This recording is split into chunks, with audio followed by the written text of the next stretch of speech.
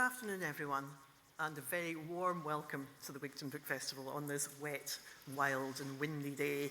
Indoors here, and those of you online as well, with poets Marjorie Lotfy, Jen Hadfield, who will be online, and 4 of Scotland's very best young makers who are going to be telling Scotland's story in poetry. This is definitely the place to be. And many thanks to Event Scotland for their support of this event as part of Scotland's Year of Stories 2022, in conjunction with Stanza, Scotland's International Poetry Festival, and Scotland's Young Makers. I'm Catherine Ross, and together with my colleague Lindsay Fraser, we manage the Scotland's Young Makers programme, and there'll be more about that later in just very shortly from Lindsay. First, though, I should introduce our poets. Lucy Burnett was meant to be here, but unfortunately she's unwell and can't be with us today, and we're very lucky indeed to have in her stead Marjorie Lotfy, sitting in the middle here, looking as young as everybody else around the crowd. Apart from me. Right. She's writer, performer, creative writing facilitator, and co-founder of the wonderful Open Book, a charity which runs over 1,000 reading and creative writing groups for adults in communities across Scotland each year. Her poems have been widely published in journals, and her first collection of poetry will be published next year by Blood Axe. She's also the chair of Stanza's Board of Trustees, and a familiar face to many of you, I'm sure, because until recently she was chair of Wigtown Book Festival. Jen Hadfield, who you will see, oh, she's down there. Jen Hadfield is the lead tutor for Scotland's Young Makers, and again, we'll be hearing more from her later. Her 4th poetry collection, The Stone Age, was published in 2021, and she has won numerous awards for her work, including the T.S. Eliot Prize. She's passionate about the wild world. We've got a lot of that around us today, exploring it through poetry, lyrical essay, and occasionally sculpture, to try and share her intense experience of the here and now. She's currently working on a collection of essays about Shetland, where she lives, and is building a house there as well. Our 4 young makers sitting here are Bea Byrne, Martha Waters, Beth Campbell, and Rhys Pearce. And Jen will give them each the introduction that they really deserve a little later on. But without further ado, I'll just hand over to Lindsay to tell you all about Scotland's Young Makers.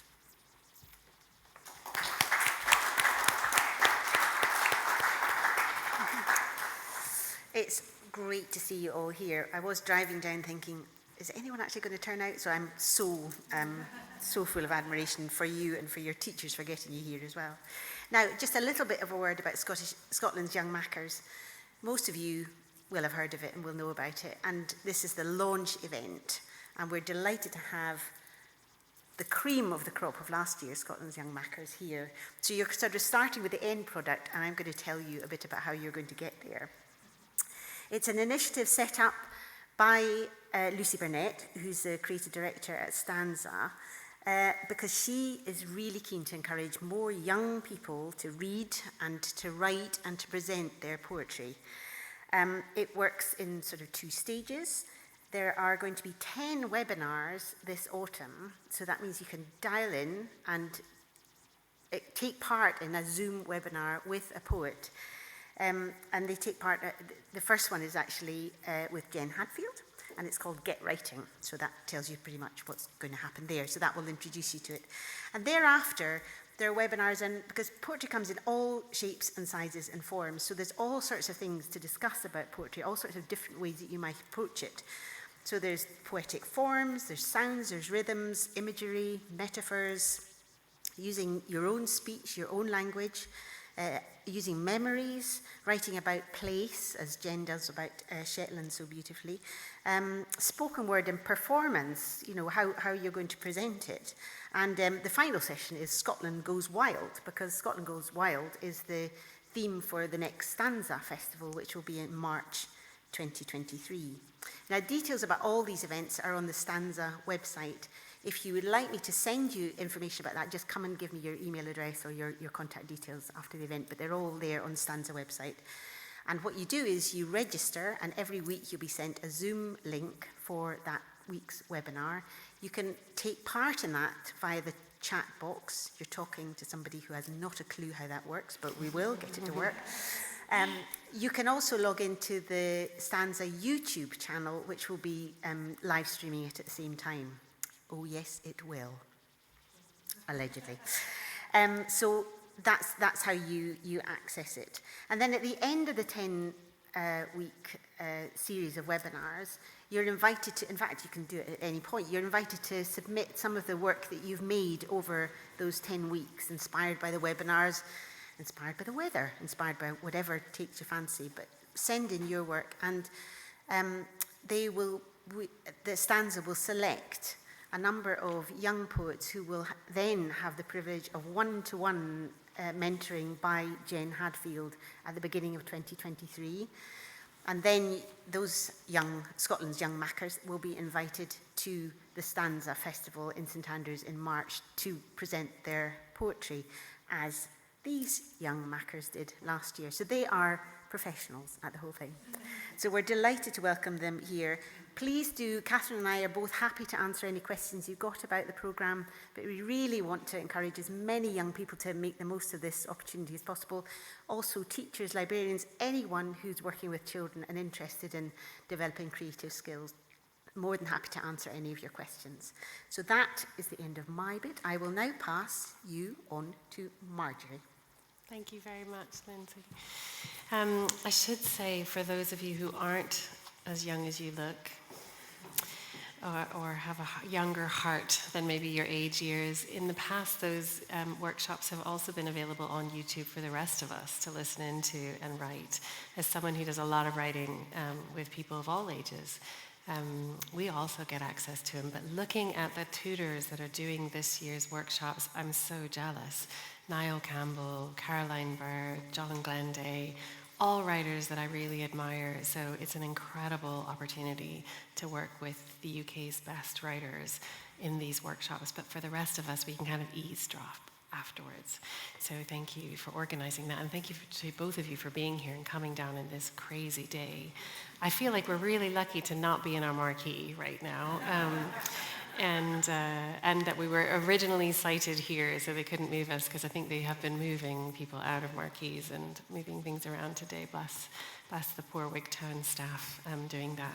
But it does kind of have that storytelling feeling. You know, if you're watching us online, that the wind is whipping out there and kind of every once in a while buffeting against the windows, and so it does feel like we should have a fire. We're not going to have a fire because it's not allowed indoors, but imagine that we have a fire. So before I hand over to Jen, who is someone that I work with in a couple of other different ways with different hats on, and whose poetry I really admire, I was asked just to say a couple of words about poetry and its kind of power to tell stories. It's the Year of Scotland Stories, thanks to Event Scotland, and so many organisations across Scotland are thinking about the ways that we tell stories. And the natural way for us to do that as poets is in poetry, but that's lucky because my poems tend to be narrative. I tend to be telling stories. And of course we do that in fiction and in memoir. We tell our stories and the stories of other people, but in poetry in particular, we have the power to do it in a different way. So I was reflecting on this morning and thinking about how poetry, I think in many ways, does that thing of feeding a reader in a way that maybe other things don't. And I'm sorry to the fiction writers in the room, but I think as writers, we're writing to tell our stories and try in some way connect, try and say something that you might not have heard before. But as readers, we're often looking for the thing that we do connect with. You know, there has to be something we recognize in a piece. Otherwise, for me, it feels a bit like reading algebra or reading in a different language. So we're looking for some hook or some connection in. And then that's the kind of the door open to have empathy or experience something that we maybe don't recognize. So for me, it's got to be both. And I was thinking this morning about why poetry does that in a particularly good way, rather than fiction, which I also write, or memoir, or other forms. And for me, it's about the gaps in poems, about the spaces in poems. So if you think of any poem you've ever read, or maybe you haven't read a poem, but you can imagine that the lines are maybe a little shorter, and maybe it's a little bit more spaced out on a page than you might have with a piece of fiction or autofiction or whatever else, the newspaper. Something online, a Snapchat message. Think about a poem in terms of its structure, and the spaces in it, the way that the line breaks, is a really important thing for a poet. And it's an important thing for a reader because it gives us a moment to decide what's coming next before your eyes turn and go to the other next line. And in that moment, I think you get your reader engaged because they're trying to figure out what's coming next. Often that's the moment to give them a little surprise or something else. Or you might structure your poem in a way where lines are across the page or creating space that allows your reader to input things. We give less away, I think, as poets. What do you think that might be true? We give less away somehow. And in doing that, it allows you as the reader to decide what goes in those gaps. And the magic, I think, is when you allow your reader to do that. I think, you can correct me, you guys are Mackers. That gives your reader no, I think that woman has blonde hair, or no, I think she's a jerk, or no, I think that's why she's angry. And your reader suddenly thinks, ooh, I'm in this story. I've got a role to play almost. You bring them into the room. So for me, that's why poetry is particularly good at telling narratives, because we get it across better in some ways. I say that as a poet. And I remember, is it Mozart? You can correct me afterwards if I'm wrong. Is it Mozart that said, I wrote a lot of great music and most of it's in the rests? So, that idea that the breaks somehow really matter in music, and poetry, I think, is a bit like music. We need those breaks, we need those rests. So that's my 2 cents on how we tell stories in poems and why maybe we do it better than other forms, but I don't know, we can debate that later. But I think everyone on the stage will think we poets do it best. So I'm really honored to be here with these great writers, and I haven't heard the poems that they're going to read today, so like you, I'll get to be hearing them fresh, which I can't wait to do. I'm going to hand over to you, Jen, and let you introduce the poets and talk about the process of working with these 4 great writers individually. Thank you so much, Marjorie. And it's lovely to sort of be here in a remote form with you all. So I hear it's windy in Wigtown too. We've got our first force 10 of the season swirling around the house that I'm in just now. So it's pretty wild up here as well. It's really nice to be tucked up inside with you all. And I just want to say what a privilege it is to be introducing these 4 poets. I'm going to introduce them all very briefly in just a moment together and then hand over for the readings. I think we have all been on a journey together over the course of this year, and we have our own story, which began with the webinar, which you've just heard about. So I first started seeing some of these names popping up on the webinar, and then a little later I met this group and a couple of others for the first time face-to-face on Zoom. So we've done quite a lot of writing together, quite a lot of reading together.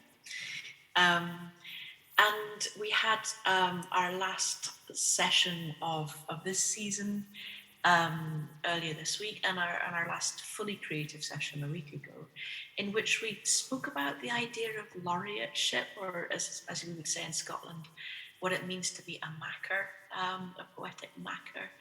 So we thought about what it is that we need to say urgently that people need to hear or might be able to relate to or connect with. And I think that's something similar to the hook that you were speaking about, Marjorie. That kind of contract between the reader and the writer, where you're in dialogue and you're having a conversation even if you're not always in the same place at the same time. And I thought that the topics that these wonderful Mackers chose to write about were really telling and really interesting. It feels like when we speak about poems as stories, these are the stories which we can shoehorn into the tiny attention gaps in our busy lives as poems.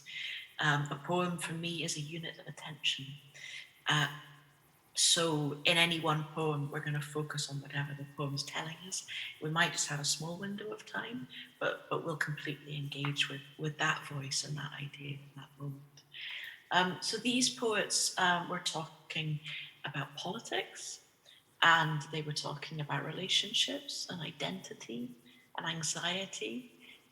They were talking about climate crisis and nature.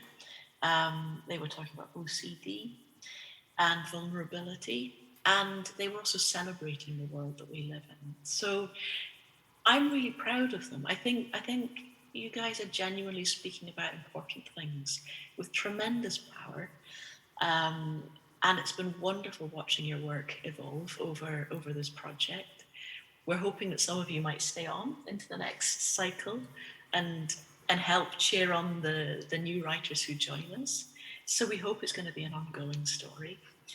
I'm just very quickly going to introduce the poems and the poets, and I would like to read a group poem that I created out of that laureate session. So I'm going to do that first, I think, actually. So these are lines. I set the group a set of shared prompts, and I took some of these lines and wove them together. And I think it should give you a really good sense of where this poetic sensibility and this new poetic movement is at just now. So just bear with me while I find my file. Well, the title is open for debate, folks, if anyone's got any ideas. Just this second, a gust of wind rustled the leaves on the trees. Just this second, a white vehicle that I can only hope was a school bus, given the otherwise concerning abundance of children, pulled into the cul-de-sac across from my house and turned around to go back the way it had come. Just this second, I realised the cars driving past my window had disappeared. This is the moment when the sun has finally shifted, so its light no longer streams directly into my eyes through the window next to me, which I don't quite understand the purpose of. The musician next door burst into song. This is the minute I notice the magpie perching on the willow tree's branch. This is the minute to dance in the rain. In the last hour, I had life-changing news that made me question myself. A crowd of birds rose up into the sky.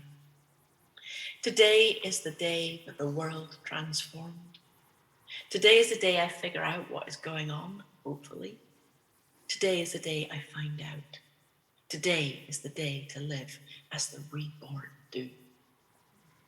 This is the September of beauty and trust. This is the September that I move on from you. This is the September history won't forget. This was a summer I met lifelong friends. This was a summer I met you. This was the summer, the loneliest summer on record. This was a summer that broke us and made us stronger than ever. It was a good year for growth with endless sunshine.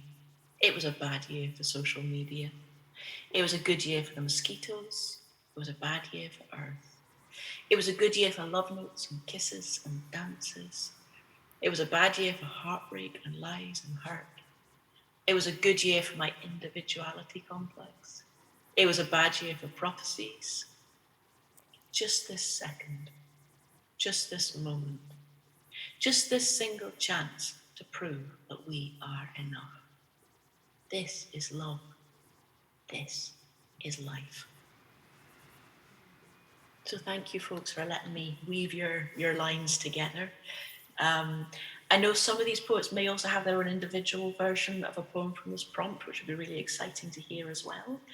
So if you hear something that sounds familiar, there's so many things that can happen out of one workshop and one exercise. So I'm briefly going to introduce the poets who are going to read. First of all, B, a poet of inspiring originality. I'm hoping she might read a poem about a dragon, but anything she reads will be spectacular and catch your attention. Martha, such a calm, visionary voice, and a very forward-looking poet, but she holds a quiet space that we can all inhabit as readers. Beth, again, wonderfully empathetic, and those spaces that you were speaking about, Marjorie, where the reader and the writer make the poem together. Beth is a master of those, a mistress of those. You can choose which you want to be called, Beth. Lots of poems that are in dialogue and make us imagine the story behind the poem. And wonderful Reese, political performance artist. You will never have heard anything like him.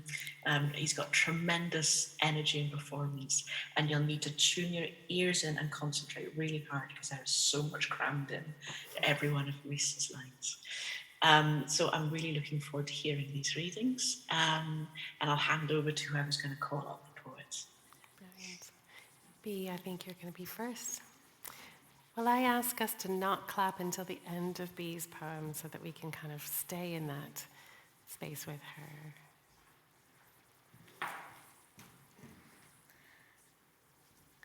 My first poem today is called I Met Inspiration by the Loch.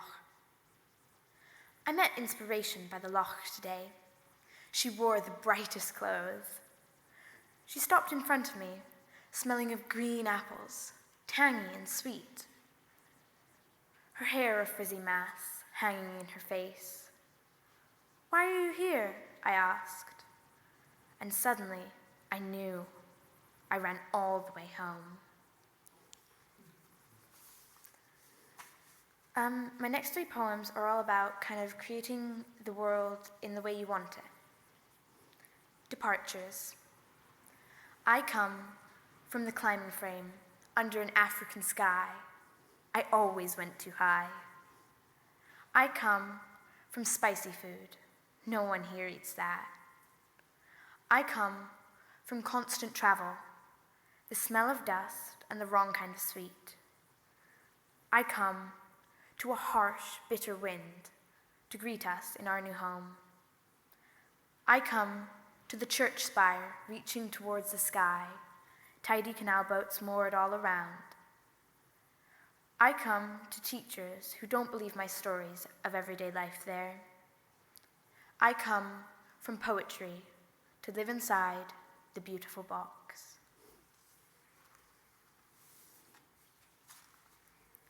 Jotter. The teacher talks on and on and on, like a drumbeat. I'm not really listening, just staring at the wall or my feet. When we turn a new page, she sees a pristine sheet. What I see, though, is margins, waiting to be drawn on by me. It starts as a squiggle, nothing much, really. Then it changes, a hair, a flower, an apple, anything you want it to be. It only takes 1 row, or 2, or 3, or 4. By the end, you've covered the page and have a whole new world to explore. And the next one is called I Am Not. I am not as beautiful as Aphrodite. I am not as swift as the wind. I am not as clever as a scholar. I am not and will never be that girl. But I will not listen to the haters who taunt and stare me down. I will not listen to the bullies who keep pushing me around. I may not be a perfect icon or any of those things, but I am who I am, and that is enough. And my next 3 poems are all about different kinds of love.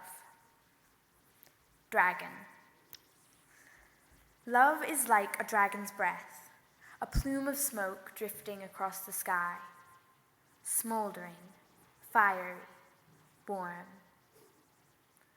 Love is like a dragon's tail, ever-changing and swirled with age, beautiful, deadly, bright. Love is like a dragon's eye, seeing into the depths of your soul, fierce, bold, knowing. Love is like a dragon's heart, a fire that will never go out, golden, strong, magical.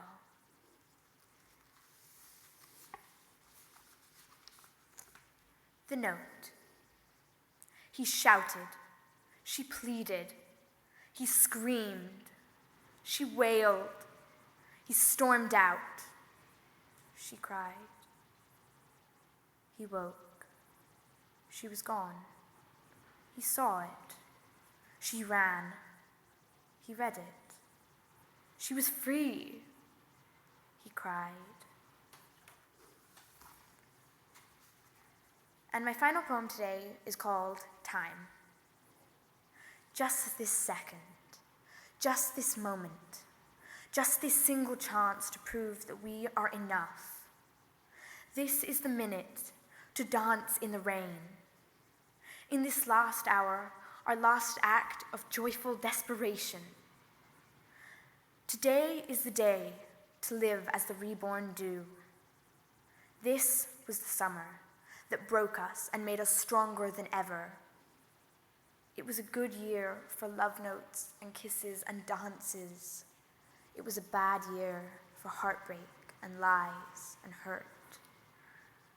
In this lifetime, we shall discover some beautiful, painful things. This is one life, one beautiful memory we share. This is love. This is life. Wonderful, Jean.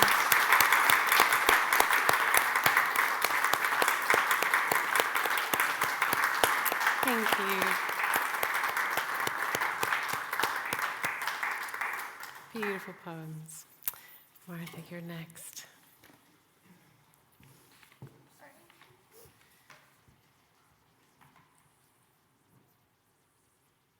Hi, I'm Martha. I'm from Glasgow. So my first poem is a poem that I sort of sat down and wondered what I'd be like in 20 years' time. It's called To My Future Self. To my future self, did we make it? Did we become our role model? Did we win? Did we become an actor? Write that novel? Did we run that marathon? Move into our own place? Dear my future self, did we learn to love our body and treasure our personality and look into the mirror and grin? Did we tell our parents we loved them and our brother that we'd always be there for him? My future self, are we happy? Are we excited for our next adventure, working towards our next goal? Do our eyes spark, our smiles illuminate, our brain ignite, and our memories blaze? To my future self, I wait, eager for any reply. Love the ambitious, empathetic, hopeful me. My next poem is inspired by a recent bike ride that I went on with my brother and my dad. And it's safe to say I was definitely out of my comfort zone on this bike ride. It's called Vertical, for Evie Richards. The tires slip on stones. The bike corrects itself just in time. I dig in to trail, legs pumping, ablaze. The momentum carries us down the hill, a rush of air on our faces. You're more confident. I approach cautiously. Your bike shoots off the jump, landing boldly and carrying on. I brake, go slowly, tip down, feel my stomach jump. Manage to hold on, look up. You're long gone, lost in adrenaline and forest. Take a deep breath. You've got this. Keep pedaling, keep wheels spinning. Watch out for stones, be careful in sudden turns. A steep hill pops up. Get halfway, almost there. And I'm falling. I'm vertical. My last poem is inspired by my interest in photography. It's called Photograph. A girl sits, reading under an oak tree. Snap. A moment captured forever on sepia paper drawn in black and white. Snow falls, catching the light under the gaze of the moon. Snap. Permanent winter frozen, laid on the palm of your hand. A couple walks down the lightless alley, isolated. Snap. Young love reaches out from the shot, clasps you like their entwined fingers. A lonely candle flickers, revealing a pair of cat-like eyes. Snap. The mystery lies, created by the click of a finger. The last surviving rose blooms, decorated with raindrops. Its pinky red velvet fills with tragedy and magic, much like the world it lives in. Thank you. I'd just like to say a quick thank you to Catherine and Lindsay, Viv, Jen and Marjorie, and everyone that made this happen. Thank you so much. I'm being really happy to be here. Beautiful, Linda. Beautiful times.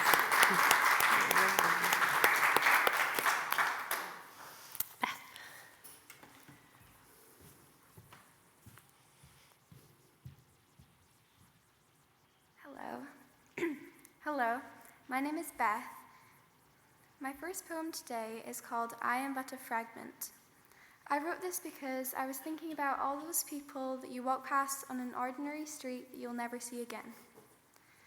I am but a fragment in your mind, forgotten until brought up. A tiny pawn played next to your king, less than a verse of the song you like to sing. I am but a tree in your storybooks, always there, but never thought of. A minor character with no words for the main, only a droplet in a world full of rain. I am but a name tag on your shirt, remembered for little time until you remove me. A word you don't even bother to read, until I beg down on my knees and plead. I am but a tile on your bathroom floor, stepped on over and over, yet without feeling. A pattern you pay no attention, until you get rid of me in time for your new extension. I am but a mere grain of sand, treaded on without sympathy, a piece of your family holiday, left alone in the sunshine ray. I am but a fragment in your mind, forgotten until brought up, a no one in your book of memories, just an episode in your series. Next is a poem about two animals who meet, and both assume the other has an easier life. Encounter. There are no words to describe him and me, just two kinds of animals meeting face to face. One of us was born wild and free, the other sent to a world so rotten and dark. Yet his eyes still glimmer the way mine do. He has the same emotion deep down, except a barricade to let none through. But I could break that barricade if only he would let me. If we could talk, I would tell him about my world, all shortened down to a 10-minute walk, so long as he heard. I wonder how soft his voice is, what goes on in his brain, how gentle his hand is, and if his skies see rain. But answers to these questions I will not find, for they are hidden too well. But if I knew what went on in his mind, I wouldn't know who to tell. This is a poem about the age at which a child discovers that the stories in books and real life aren't quite the same thing. Life is anything but a fairy tale. Just by hearing the words, once upon a time, you imagine the story to be magical and divine. But as you uncover turning the pages, happily ever after isn't easy, it takes ages. For I am going to tell the story of a lady whose life wasn't bright, but shady. No prince to set her free from the fairy tale she longed to see. No animals at her window pane, only the pitter-patter of heavy rain. The rain that would never end until it became her only friend. Because her life isn't a fairy tale, just an endless storm spraying hail. No genie to grant her a wish, no mermaid tail transforming her into a fish. This is reality we're talking about, hers full of doubt. For if a fairy tale is what you wish to see, you've chosen the wrong place to be. Over Christmas, like many people, I had COVID. I kept myself busy with different drawings and poems, like this next one. Whispered Guilt. I'm told to hold the guilt that lingers in the dark when you're not looking. A feeling that won't erase itself even with your insistent attempts. Something that won't let you leave its firm grasp, slowly enclosing its tensed fingers around you until you snap. I am a hungry predator and I feed off guilt. With every regret, I grow stronger. You weaken until you turn and run, leaving me the throne. As the distance grows, so does my dominion. But is it that simple to make me go away? Can you just click your fingers and watch me dissolve? Is it possible that I'm always around, especially when you least expect it? I am your shadow, dripping blackness, following your every move, sneaking up on you when you're at your worst. I am the horror you dread when you go to sleep at night. I am the groaning jaws under your bed, silently waiting for you to settle.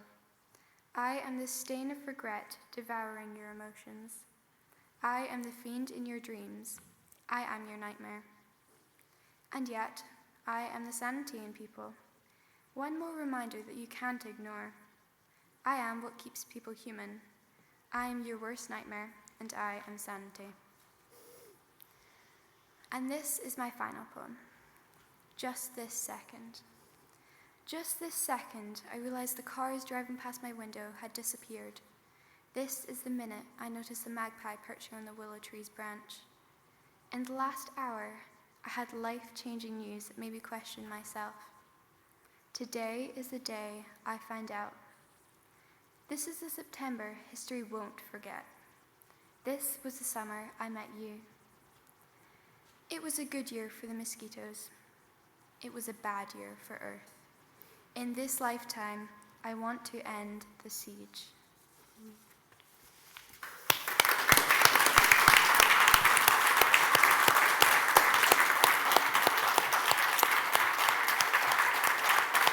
Thank you.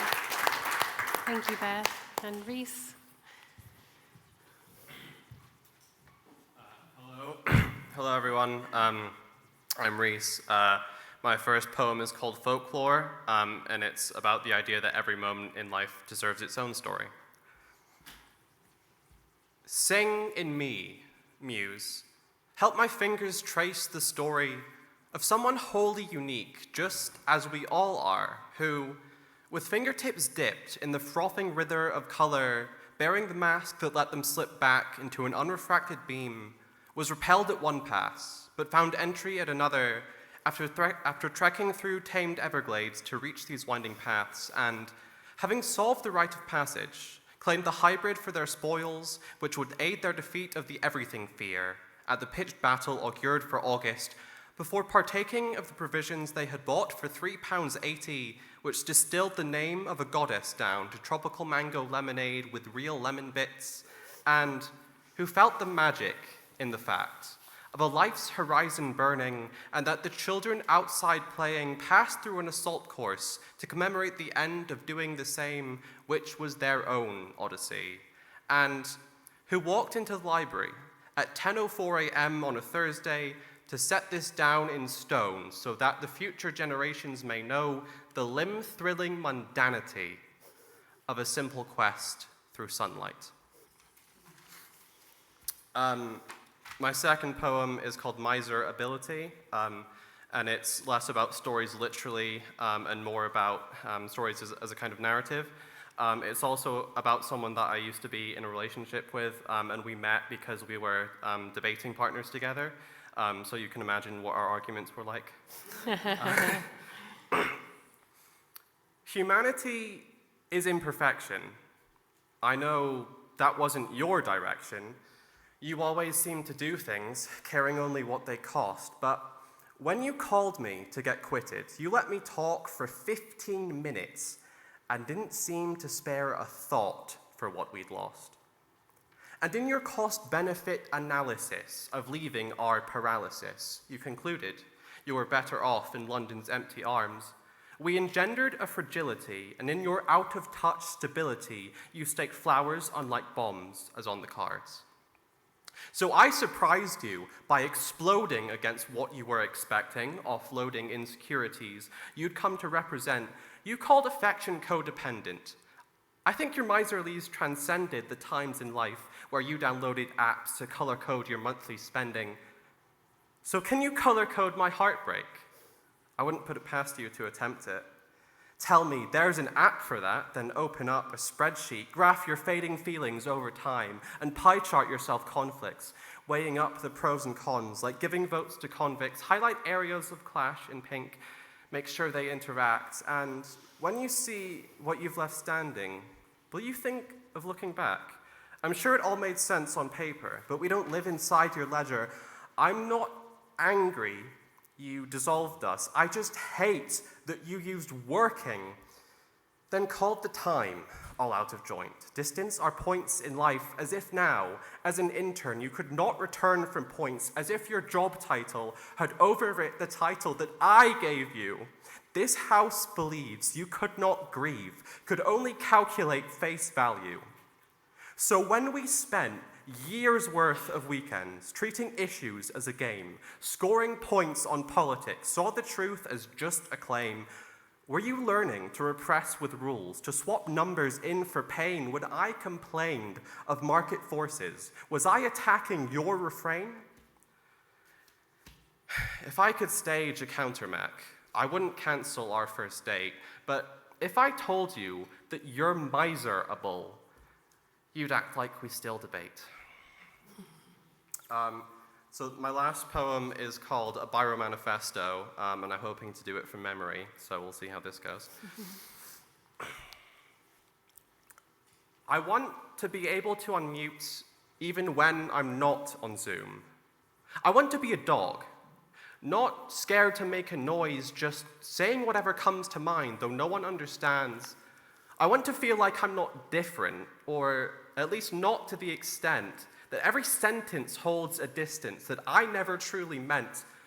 I want to put poems on the bathroom walls, little adverts for my mind, like, I am not okay with this, and it won't wait in line. I'll write a limerick on the tissue roll, a haiku on the sink, a sonnet on the toilet stall, then done in indelible ink, all these words out of place, but not quite out of hand, nor out of sight, out of mind, or in accordance with their plan, because they see these epigrams as weeds that choke the building's cherished order. But where else can my responses go besides the brick and mortar? Because there's no talking in assembly, not even from the speaker. It's the con in conversation, something eager to be meager. There are no two sides to the stories half told, and no right to reply, just to sit and listen and think. Well, that's a lie.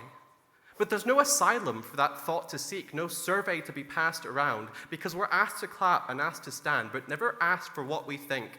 So I'm sorry for my post-it notes, my haiku on the sink, but there's nowhere else to turn to and no turn in which to speak. So I will spray paint the headmaster's desk. I'll hold performance art on pitches, have a spoken word in chapel, and protest these sons of silence.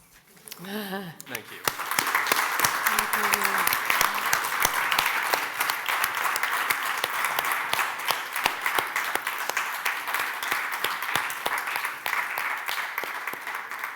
We want to quietly encourage you all you students, to be leaving post-it notes of poems in wild places for sure. So thanks for that idea. There's going to be a little bit of time if you have questions for these Mackers. But first, I wanted to take a minute to ask each of them what their best bit is from being a Macker from this whole program has been, what you've learned, what your favorite part is. And since Reese just spoke, we'll start at the beginning again, if that's okay with you. Yeah. My favorite part... Sorry, hold on a minute. Do we need a microphone? You would think we hadn't done this before. Thanks, Tom. My favorite part about the Young Mackers is just I got to discover so many different forms of poetry and different ways of performing my poetry. And it really helped me to not just discover like poetry, but to discover the part of me that is poetry. I mean, it's a really different thing writing poems in a room on your own than writing poems with other people, isn't it? And then sharing that and seeing their faces or getting a little bit of feedback and feeding it back in. It's a really different thing. Yeah. Martha. It's kind of hard to choose one bit, but probably meeting all the different poets. I just found that there was such a variety. They were also unique, and they really just helped develop my poetry and think of different ways to express myself with poetry. So yeah, it's probably. Yeah. Is reading different poems and meeting different poets a bit like them giving you permission to do your thing? It's the hope, I think, rather than feeling like you have to write like Jen or like someone else, thinking, well, you get to write like you. Because if once you realize how different everybody is, it's kind of helpful, isn't it? Yeah. I'm jealous. I kept watching the sessions thinking, don't look young enough to go. Like Martha said, it's really hard to choose one part, but I think these workshops and events have really helped my confidence with my poems, and obviously now I can stand up in front of lots of people and speak on a podium, and I think that if I hadn't have done this, I probably wouldn't have gotten this far with my poetry, and I'm not even sure if I would still be writing poems to this day, so it's been a really great experience. Great.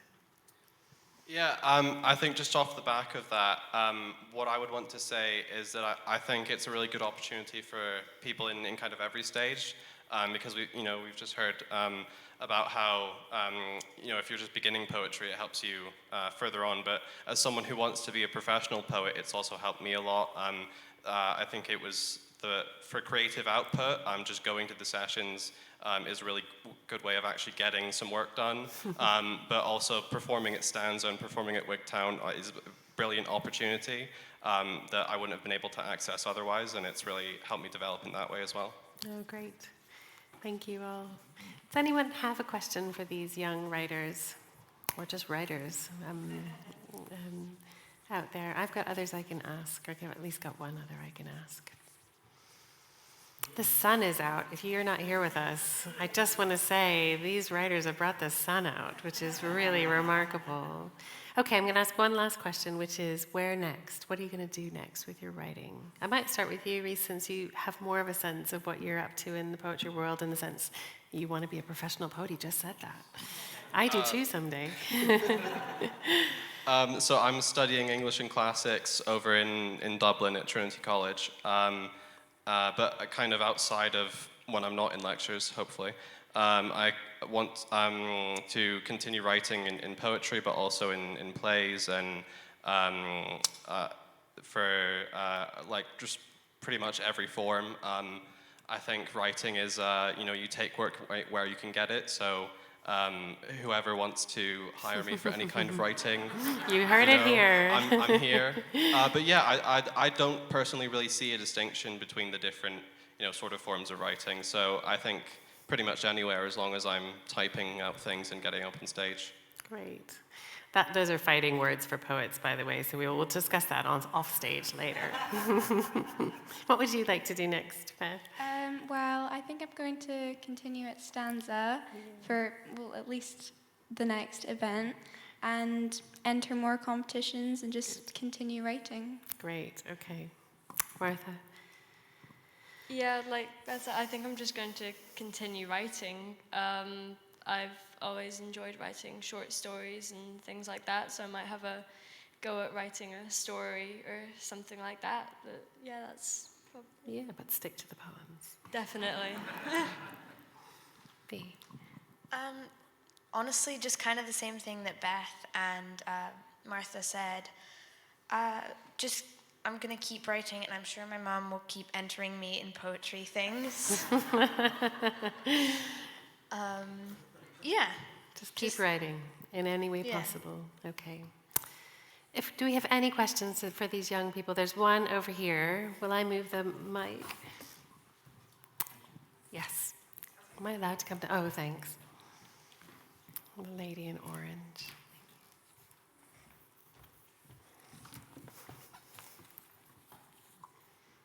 Jen was mentioning in her workshops that she would give you a prompt and then you would go off and write something. How do you find the difference between writing to a prompt that someone else has given you and maybe a poem that comes to you as, like your inspiration at the lake? We might need that microphone back. We've got another one. Oh, thanks, Abby. Well, I have to say, I don't really have a favorite between thinking something someone else has had or my own one. I do quite like having my own prompt that I just thought of, because usually it means that it will just come from some crazy corner of my mind that saw like a bird doing something, and then it just grows into this idea, then a poem, and it feels more original and more personal sometimes if it's my own prompt. Okay. Other answers to that? Martha, do you prefer writing to prompts or writing on your own? Probably writing on my own. It's when I'm writing with a prompt, it's in some ways it's easier, and then in other ways it's more difficult, because I feel like I can get a couple of lines out with a prompt and then I have to really think about it. But when I have my own idea, it's just sort of like I sit down and I just write this whole thing, and it just flows, and it's just easier and more natural. Okay. I can never write if I know the prompt, because, I've already kind of thought it through in my head. So I like it when people surprise me. I probably prefer writing with a prompt, because it gives you this sort of base idea that you can really work on. And I think sometimes it just clicks something in your brain, and you can just explore all of these new ideas instead of just going back to your original ideas that you write about all the time. Yeah, so when I was talking about being able to actually get some work done, it is because of the prompts that we get in the workshops. Like, you get something to kind of write from, and then Jen will bully you into revealing it to the rest of everyone. So you kind of have to get something down. But also in poetry, I think quite uniquely, we have something where you can kind of get around the laws of copyright, where if you just write the word after and then the name of the poet at the top of your poem, then you can write a poem like very heavily inspired by theirs and no one will say anything. So having a prompt is actually, I think, sort of uniquely advantageous for poetry because of that system of being unashamed to acknowledge your inspirations. And of course, poets, we're a really convivial bunch, so we're delighted when someone has actually read our poem, let alone, doing the after business and seeing in it. Every poet I know, we say, do you mind if we write? In response, they go, oh, great, my poem is getting out into the world, because of course that's why we're writing. So I think we'll probably leave it there, but I want to encourage you all to join me in thanking these incredibly brave and terrific writers, and definitely to come and ask questions of them afterwards if you want to have a chat. Thank you to all four of you for your bravery and your beautiful words. We can't wait to see what you do next.